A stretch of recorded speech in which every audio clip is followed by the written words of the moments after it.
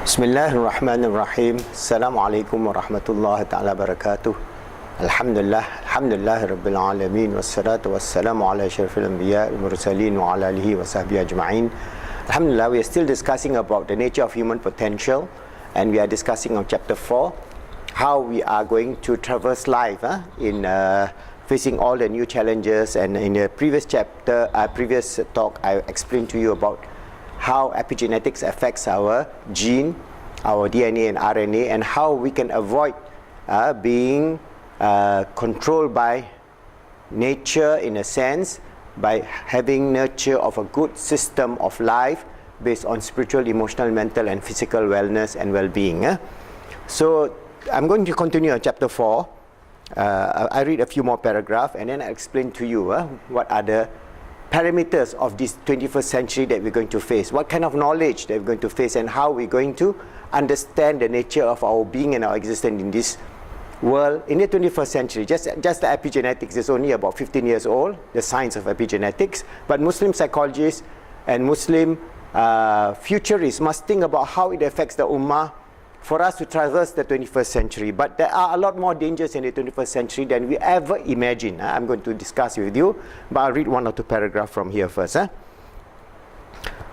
Okay, when we look about human potential, the general misunderstanding takes place when we observe some situation or event taking place.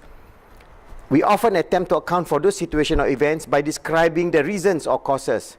The reason we come out often those which appear obvious or seems logical. For example, when primitive people saw the sun crosses the sky every day, there's an attempt to explain the event.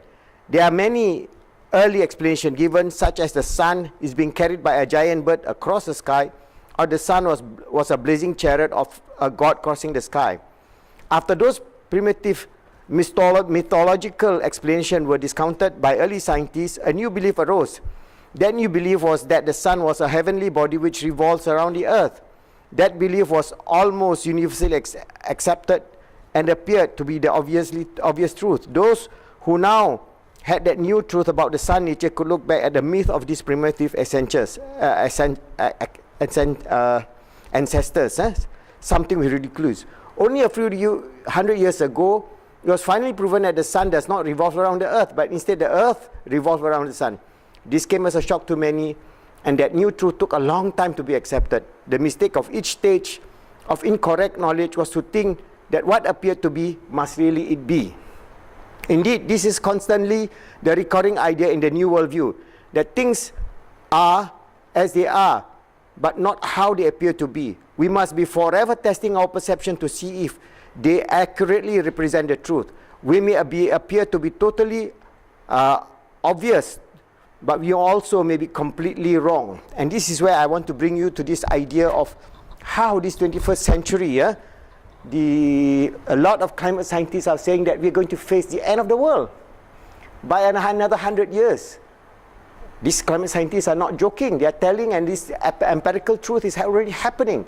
So shall we face by the end 2030s onward that we face what kind of global catastrophe, that the world as we know today may not exist.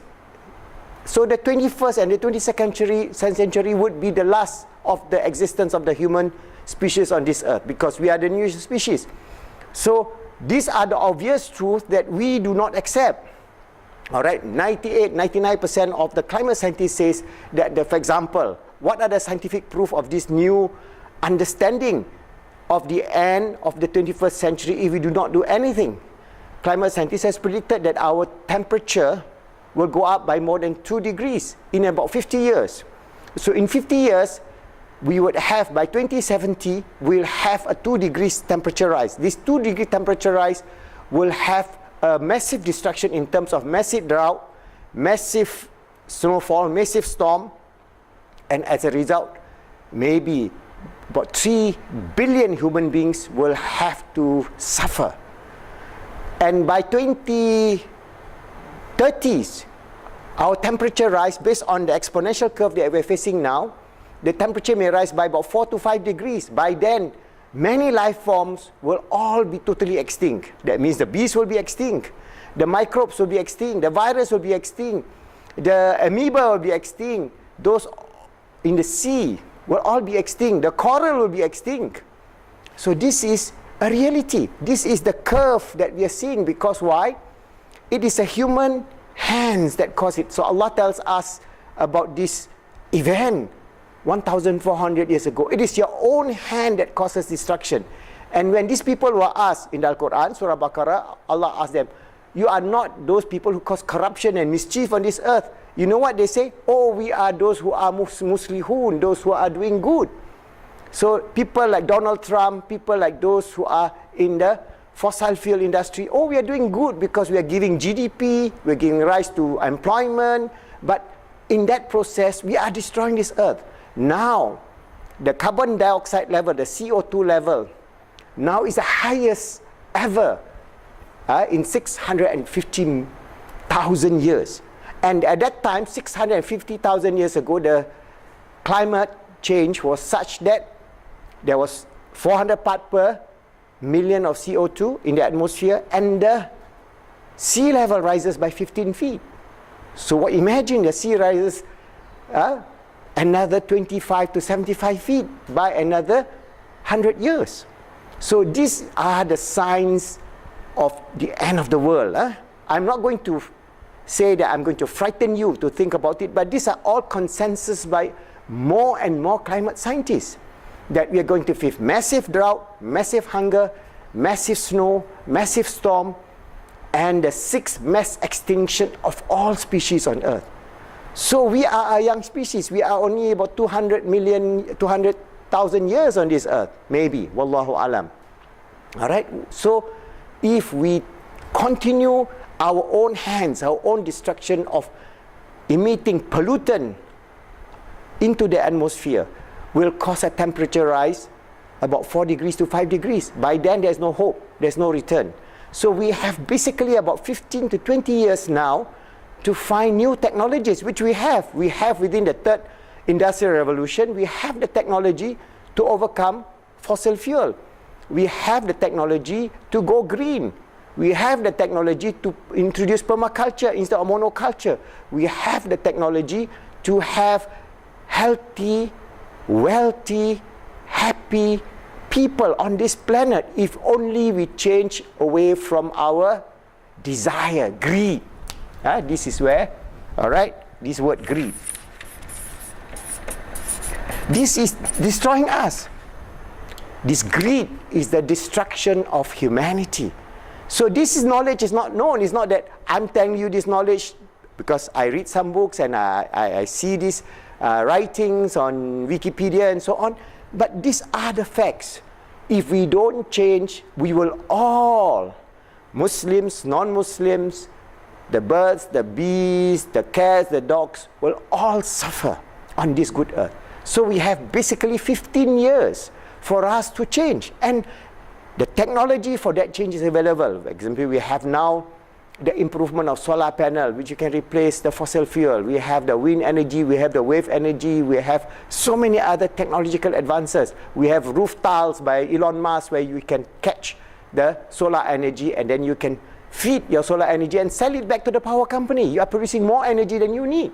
So when there is an integration of the need for renewable energy, and then we have this 5th generation of internet, we can put it together, we can create a mass movement of Muslims and non-Muslims.